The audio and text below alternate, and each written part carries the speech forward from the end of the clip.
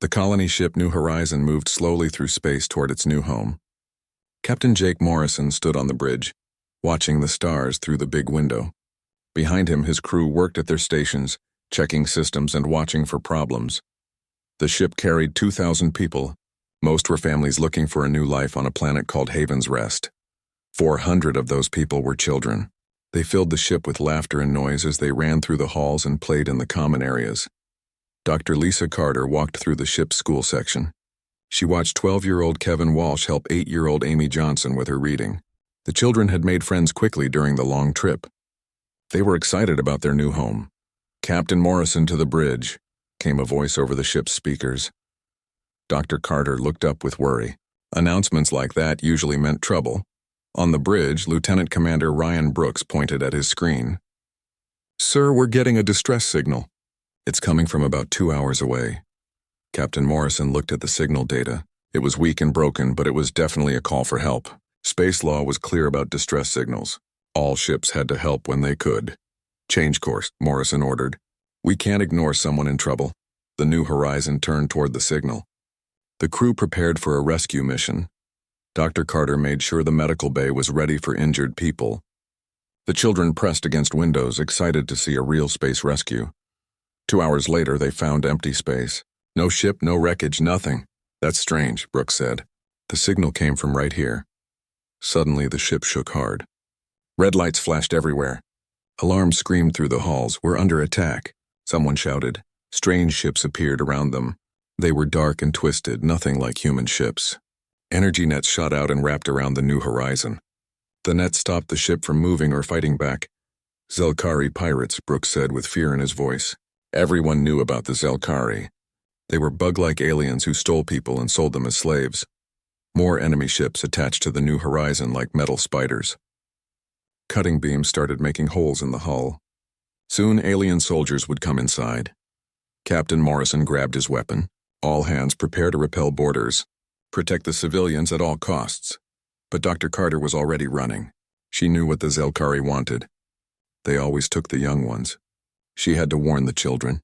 She reached the school area as the first Zelkari broke through the hull. They were horrible to look at.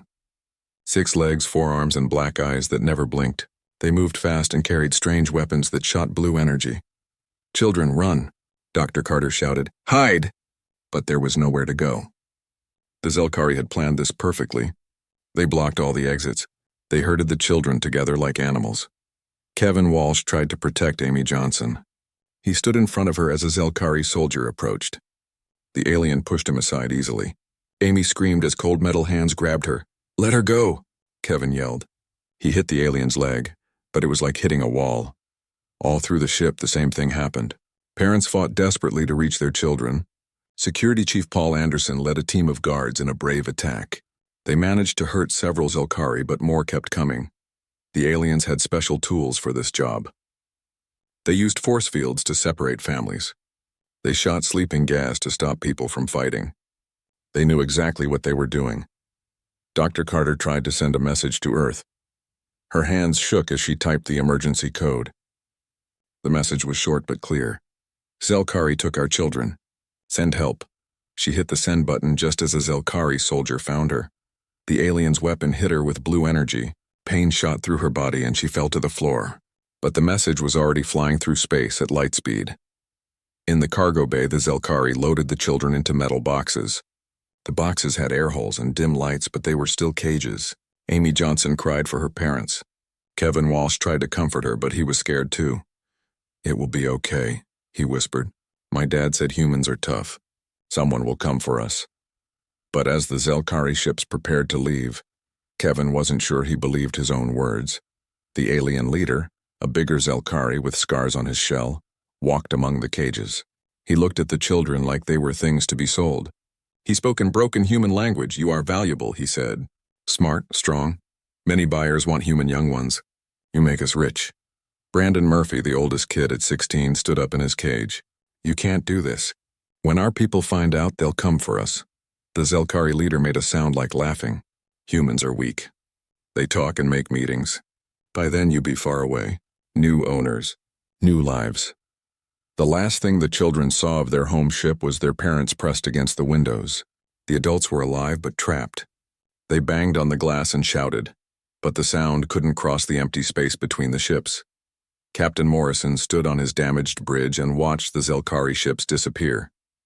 His face was hard with anger. "The enemy had taken everything that mattered, sir," Brooks said quietly. "What are your orders?" Morrison looked at the stars where his people's children had vanished. "We survive. We repair the ship. And we make sure everyone knows what happened here." He turned to face his crew. His voice was steady but full of promise. "Those aliens think they can steal our children and fly away. They're wrong. Humanity doesn't forget, and we never stop fighting for our own." In the empty space where the battle happened, pieces of metal floated slowly. They were all that remained of the trap that had caught the New Horizon. But hidden in those pieces was something the Zelkari had missed. Dr. Carter's message was already racing toward Earth. Soon, very soon, the galaxy would learn what happened when someone took human children, and then the real fight would begin. 3 days passed before help arrived. The human defense fleet cruiser Vengeance dropped out of hyperspace near the damaged New Horizon. Commander Helen Price looked at the broken colony ship through her bridge window. Burn marks and holes covered its hull like wounds. "Get me a damage report," she ordered, "and prepare the medical teams." Marine Colonel Steve Martinez stood beside her. His face was hard as stone. He had seen battles before, but attacks on civilians always made him angry. "Ma'am, I'm reading life signs," reported Lieutenant Dan Cooper from his station. "About 1,500 people still alive on that ship." The rescue team moved fast. They docked with the New Horizon and went inside. The hallways were dark and cold. Emergency lights blinked red in the shadows. Commander Price found Captain Morrison in his damaged bridge. He looked older than his years, and his eyes held deep pain. "Captain, what happened here?" she asked. Morrison told her everything. The fake distress signal. The Zelkari attack. The children being taken away in cages. His voice stayed steady, but his hands shook with anger. Dr. Carter was in the medical bay treating injured crew members. When she saw Commander Price, she stopped what she was doing. "They took 400 children," Dr. Carter said, "including my daughter, Sophie. She's only 10 years old." Commander Price felt cold anger grow in her chest. She had 2 children of her own back on Earth. "We'll find them, Doctor. I promise you that." Lieutenant Cooper worked on the ship's computers. He pulled out all the data about the Zelkari ships. Their energy signatures, their weapon types, their flight patterns. Every piece of information would help track them down. "Commander," Cooper said, "this wasn't random piracy. The Zelkari knew exactly how many children were on this ship. They had detailed plans that made it worse. The aliens had watched and planned. They had chosen to target human children on purpose. Meanwhile, far across the galaxy, those same children were living in a nightmare. The Zelkari had taken them to a planet called Zerion Prime. It was a dark world full of factories and processing centers. Amy Johnson sat in a small cage next to Kevin Walsh. The metal floor was cold, and the air smelled bad. Strange aliens walked past their cages looking at the children like they were animals in a zoo. "I want to go home," Amy whispered. Tears ran down her face. Kevin tried to be brave for her. "My mom always said humans are tougher than we look. We just have to wait for the rescue ships." But rescue seemed impossible. The building they were in was huge, full of cages holding creatures from all over the galaxy. Some looked like humans, others were completely alien. All of them looked scared and hopeless. Brandon Murphy was in a cage near the older kids. He had been watching the guards and learning their patterns. There were 2 doors in and out of their section. Armed Zelkari stood at both doors all the time. "We need to organize," he whispered to the other teenagers. "If we work together, maybe we can escape." But before they could make any plans, new aliens arrived. These weren't Zelkari. They were buyers coming to look at the merchandise. One buyer looked like a giant snake with arms. It slithered between the cages, studying the children. Another was covered in thick fur and had too many teeth. A third was small but moved like a machine. Sophie Carter, Dr. Carter's daughter, pressed herself against the back of her cage when the snake alien stopped in front of her. It spoke to a Zelkari guard in a language she didn't understand. "That one," the snake alien said in broken human words. "Smart eyes. Good for research work." The Zelkari guard made notes on a tablet. Sophie felt sick. They were talking about her like she was a thing to be bought and sold. Back in human space, Commander Price's message had reached Earth. The news spread fast through human colonies and military bases. Someone had attacked a human colony ship and stolen their children. Director Nathan Clark of the Human Colonial Authority called an emergency meeting. Leaders from across human space gathered in the big meeting room on Luna Station. "This is an act of war," Director Clark said. His voice was calm, but everyone could hear the anger underneath. "The Zelkari have crossed a line that should never be crossed." Admiral Susan Wright was the highest military commander in human space. She was a small woman with gray hair, but everyone feared and respected her. She had fought in the border wars and won every battle. "Sir," Admiral Wright said, "I request permission to assemble a task force, the largest one in human history." Director Clark nodded. "Permission granted. Bring our children home, Admiral, whatever it takes." Admiral Wright stood up. Her eyes were hard as steel. "The Zelkari wanted to see what humans do when someone threatens our young. They're about to find out." Orders went out across human space. Warships left their patrol routes and headed for assembly points. Marines loaded their gear and prepared for battle. The entire human military machine began to move with one purpose. On Zirion Prime, the children didn't know help was coming. They only knew fear and cold and hunger. The Zelkari fed them just enough to keep them alive. They gave them water that tasted bad and food that made them sick. Amy Johnson got sicker each day.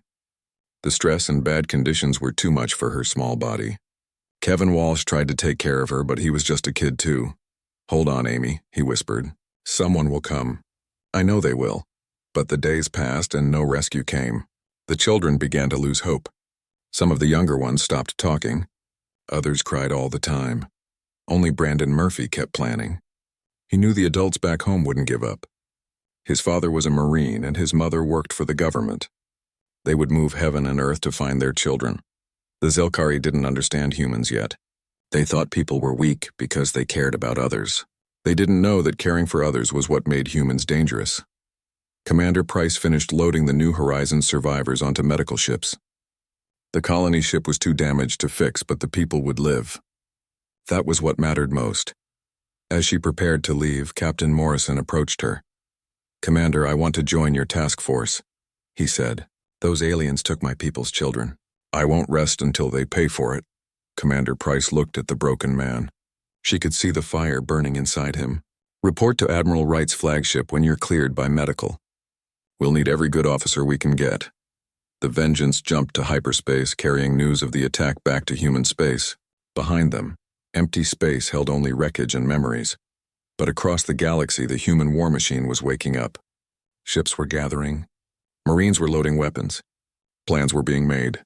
The Zelkari thought they had made a profit by stealing human children. Soon they would learn the real cost of their crime, and that cost would be everything they had. Admiral Susan Wright stood on the bridge of her flagship Retribution. Around her floated the largest human fleet ever assembled. 15 heavy cruisers, 40 destroyers, and dozens of support ships. Every ship was loaded with Marines and weapons. "Fleet status report," she ordered. "All ships ready, Admiral," came the reply. "The 1st Marine Assault Division is loaded and waiting. Special Operations Squadron is prepared for immediate deployment." Wright nodded. She had handpicked every commander in this fleet. Colonel Steve Martinez led the Marines. Commander Tony Baker commanded the Special Operations teams. These were the best warriors humanity had to offer. Captain Jake Morrison had been given command of the destroyer Phoenix. His crew was made up of volunteers from the New Horizon. They all had one thing in common. The Zelkari had taken their children. The hunt began immediately. Human intelligence teams had worked day and night to track the Zelkari ships. They followed quantum signatures through hyperspace, tracing the paths the kidnappers had taken. The first lead took them to a trading station in the Outer Rim. Commander Baker's teams boarded the station while the fleet provided cover. They found evidence that the Zelkari had stopped there, but the children were already gone. "They're moving them fast," Baker reported to Admiral Wright. "Professional operation. They know what they're doing." But humans were learning too. Each Zelkari facility they hit gave them more information. Computer files, ship logs, communication records. Piece by piece, they were building a picture of the Zelkari slave network. On Zirion Prime, the children's situation was getting worse. Several alien buyers had arrived to inspect the merchandise. They walked between the cages, pointing and talking in languages the children couldn't understand. Amy Johnson was very sick now. She had a fever and could barely eat the terrible food. Kevin Walsh held her hand through the cage bars, trying to keep her warm with his own body heat. "Hang on, Amy," he whispered. "Just hang on a little longer."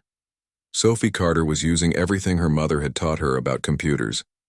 The Zelkari guards didn't think children could be dangerous, so they weren't careful around her. She had been watching them enter codes on their tablets. When one guard wasn't looking, Sophie managed to access a communication terminal. Her fingers moved quickly over the alien symbols. She couldn't read their language, but she understood basic computer logic. Brandon Murphy saw what she was doing and moved to block the guard's view. "Keep going," he whispered. "You're doing great." Sophie found what looked like an emergency communication system. She couldn't send a message in words, but she could send a location beacon. Her mother had taught her the basic principles. All she needed was to activate a signal that human sensors could detect. She pressed the activation key just as a Zelkari guard turned around. The alien saw her at the terminal and rushed over, but it was too late. The signal was already broadcasting. The guard hit Sophie with his energy weapon. She fell to the floor of her cage, unconscious but alive. The other children watched in fear, but they also felt hope. Sophie had done something important. Meanwhile, the human fleet had reached the edge of neutral space. This was a buffer zone between human territory and the galactic core, where many alien civilizations had their governments. An alien diplomatic ship appeared on their sensors. It was from the Galactic Council, the organization that tried to keep peace between different species. "Human fleet, this is Ambassador Thexalon," came a message. "You are entering neutral territory without permission. This violates galactic law." Admiral Wright opened a communication channel. Her voice was cold and hard. "Ambassador, someone stole our children. We're going to get them back." "We understand your concern," the ambassador replied. "But you must follow proper procedures. File a complaint with the Galactic Trade Commission. They will investigate." Wright's face darkened. "How long would that take?" "Perhaps 6 months. Maybe a year. These things require careful study." "Ambassador," Wright said slowly, "when someone steals our children, we don't have 6 months. We don't have 6 days. Stand aside or be swept aside." The diplomatic ship tried to block their path, but the human fleet simply flew around it. Wright had made her choice. Human children were more important than alien laws. News of the human fleet's actions spread quickly through the galaxy. Most alien civilizations had never seen humans act so aggressively. They had always been peaceful traders and diplomatic partners, but now the humans were showing a different side. They weren't asking for permission or following procedures. They were hunting with deadly purpose. The first major battle happened at Kepler Station, a Zelkari trading post in the Forbidden Zone. The station was heavily defended, with dozens of ships and energy platforms. "All ships, attack formation," Admiral Wright ordered. No mercy for child stealers. The human fleet hit the station like a hammer. Their weapons were newer and more powerful than anything the Zelkari had seen. Ship after ship exploded in balls of fire. Commander Baker's special operations teams boarded the station while the battle raged around them. They moved through the corridors like ghosts, taking down guards and freeing prisoners. They found 50 alien slaves of different species, but no human children. However, they captured important computer files about Zelkari operations. One file contained the location of Zirion Prime. "Admiral," Baker reported, "we've got them. The children are on Zirion Prime." Wright smiled for the first time in days. "Set course for Zirion Prime, maximum speed." But the Zelkari weren't stupid. They had been watching the human attacks and knew what was coming. They began calling in favors from criminal allies and hiring mercenary fleets. By the time the human fleet reached Zirion Prime, the planet was defended by over 200 alien ships. Battle stations orbited the world like metal moons. It was the largest defense force the Zelkari had ever assembled. Admiral Wright looked at the enemy fleet through her bridge window. She wasn't impressed by their numbers. "Send a message to all ships," she ordered. "We came here for our children. Anyone who tries to stop us will be destroyed. No exceptions." Captain Morrison stood on the bridge of the Phoenix watching the enemy ships. His hands were steady on the controls, but his heart was racing. Somewhere on that planet below were the children from his ship, including little Amy Johnson and brave Kevin Walsh. "Sir," his weapons officer said, "they're demanding we surrender." Morrison's face was hard as stone. "Tell them we don't negotiate with child stealers. We eliminate them." The human fleet moved into attack formation. Every ship was ready for battle. Every Marine was checking their weapons. Every pilot was preparing for the fight of their lives. On the surface of Zerion Prime, the children could hear explosions in the sky. The sounds of battle echoed through the prison facility. Some of the younger children were scared, but the older ones understood what it meant. They came, Brandon Murphy whispered, his eyes bright with hope. I told you they would come. Kevin Walsh squeezed Amy Johnson's hand. She was barely conscious, but she was still alive. Hold on, Amy. The cavalry is here. The battle for Zerion Prime was about to begin, and when it was over, the galaxy would understand something new about humanity. They would learn that humans didn't just love their children, they would burn down worlds to protect them. The battle for Zerion Prime began with thunder and fire. Admiral Wright's fleet faced over 200 enemy ships, but the humans attacked without fear or hesitation. All ships engage the enemy, Wright ordered. Show them what happens when you steal our children. The human ships moved like angry wolves. Their weapons lit up space with deadly light. Captain Alex Turner of the cruiser Thunder found himself surrounded by 5 enemy ships. His vessel was badly damaged, but he didn't retreat. Sir, we're losing power, his crew reported. Engines failing. Turner looked at the enemy battle station ahead of them. It was heavily armed and protecting the approach to the planet. If they could take it out, the Marines could land safely. Set collision course, Turner ordered. Ram speed. His crew looked at him in shock. Sir, that's suicide. Turner's face was calm. No, it's not suicide. It's justice. Prepare for impact. The Thunder accelerated toward the battle station. Enemy fire tore holes in its hull, but the ship kept going. At the last second, Turner's crew abandoned ship and escape pods. The cruiser hit the battle station like a giant bullet. Both vessels exploded in a fireball that lit up half the planet. The explosion created a gap in the enemy defenses. Turner cleared the path, Admiral Wright said quietly. Don't let his sacrifice be wasted. All Marines begin landing operations. Colonel Steve Martinez watched from his command ship as thousands of drop pods fell toward the planet like metal rain. Each pod carried a squad of human Marines armed with the best weapons humanity could build. The pods hit the ground all around the prison facility. Marines burst out already firing their weapons. They had trained for this mission for weeks, studying every detail of the Zelkari compound. On the planet's surface, Zelkari guards ran in panic. They had never faced human soldiers in direct combat. The Marines moved with deadly efficiency, their armor protecting them from enemy fire. Inside the prison facility, the children could hear the sounds of fighting getting closer. Gunshots echoed through the corridors. Explosions shook the walls. Overseer Vexkai, the Zelkari commander, realized his situation was hopeless. The humans were breaking through every defense. Soon they would reach the prison blocks.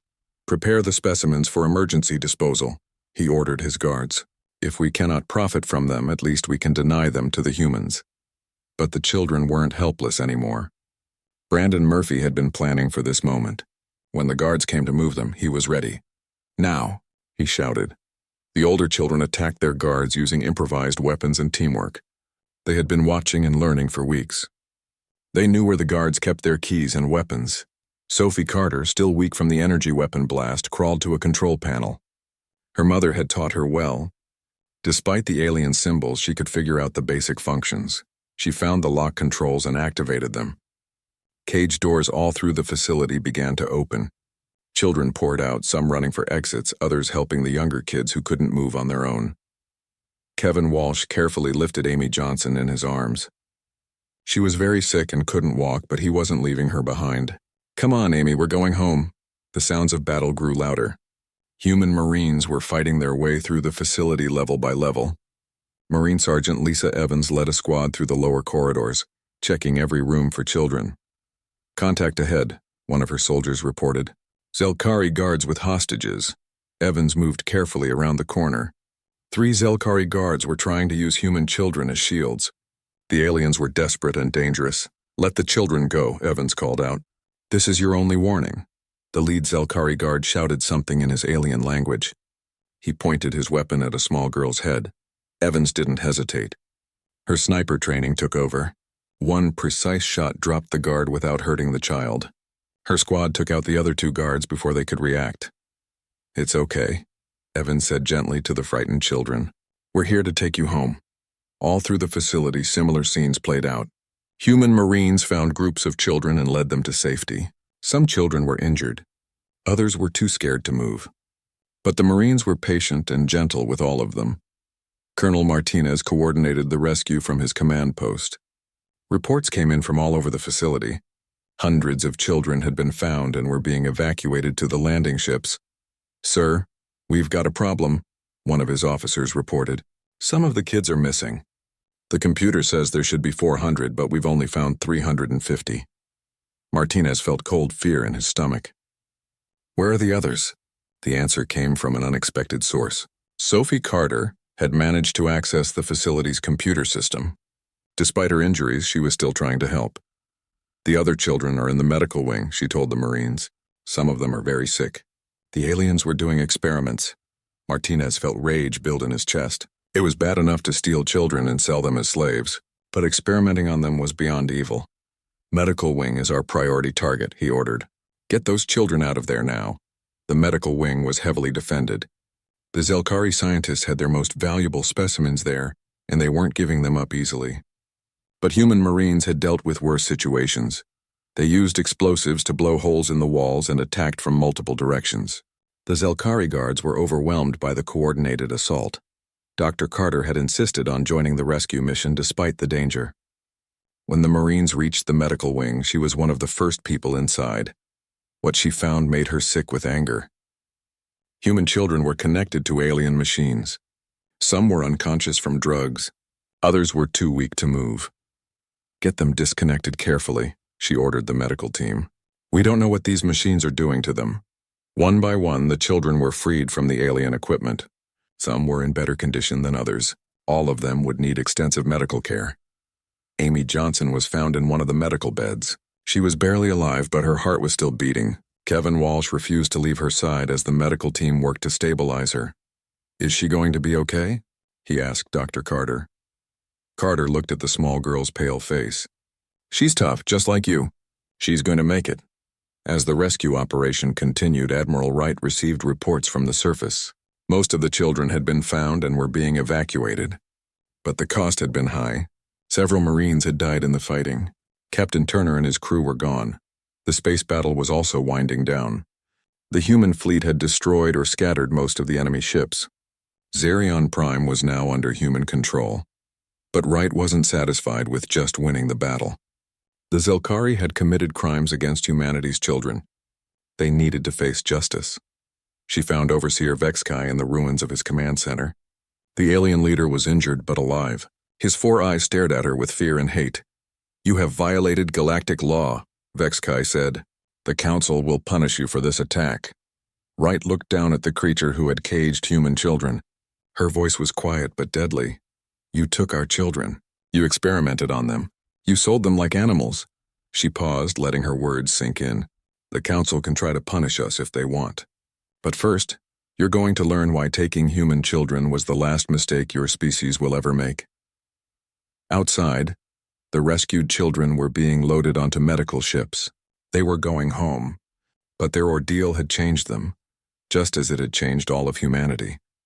The galaxy was about to learn that humans weren't just peaceful traders and diplomats. When their children were threatened, they became something far more dangerous. They became a force of nature. And nature, when provoked, could be absolutely merciless. The rescue of the children was just the beginning. What followed became known across the galaxy as the Human Storm. Admiral Wright didn't simply take back the stolen children and leave. She began a campaign that would change the balance of power in the galaxy forever. "All fleet commanders," Wright announced from the bridge of the Retribution, "we're not going home yet. Every Zelkari facility, every ship, every ally who helped them, they all pay the price." The human fleet split into hunting groups. Each group had a target list of Zelkari operations across 50 star systems. Commander Tony Baker led the special operations teams on precision strikes against Zelkari. Leadership. The aliens who had thought they could profit from human suffering discovered they had awakened something terrible. Human ships appeared without warning at trading posts and slave markets. They showed no mercy to anyone who had participated in the kidnapping. Captain Morrison commanded one of the hunting groups. His ship Phoenix tracked down Zelkari vessels across the outer rim. When they found slave ships, they freed the prisoners. and destroyed the vessels. When they found Zelkari bases, they turned them into burning wreckage. "Sir, we've located another facility," his tactical officer reported. "It's on the moon of Craeus 4. Intelligence says they're holding over 1,000 slaves of different species." Morrison's face was hard. "Set course for Craeus 4. Let's free some more people." The attack on the Craeus facility was swift and brutal. Human Marines stormed the compound while orbital bombardment destroyed the defenses. They found slaves from dozens of different worlds, all grateful to be free. But they also found something that made Morrison's blood boil. Records showing that the Zelkari had been planning to kidnap human children for months. They had studied human colony routes and picked the New Horizon specifically because it carried so many families. "They hunted our children like animals," Morrison said to his crew. "Make sure every Zelkari facility in this sector burns." Meanwhile, back on Earth, the rescued children were receiving the best medical care humanity could provide. Amy Johnson was in a hospital on Luna Station, slowly recovering from her ordeal. Kevin Walsh visited her every day, bringing stories and jokes to make her smile. Dr. Carter worked tirelessly to help all the children heal from their trauma. Some had physical injuries from the alien experiments. Others had emotional scars that would take years to heal. But they were alive, and they were home. Sophie Carter had become something of a hero.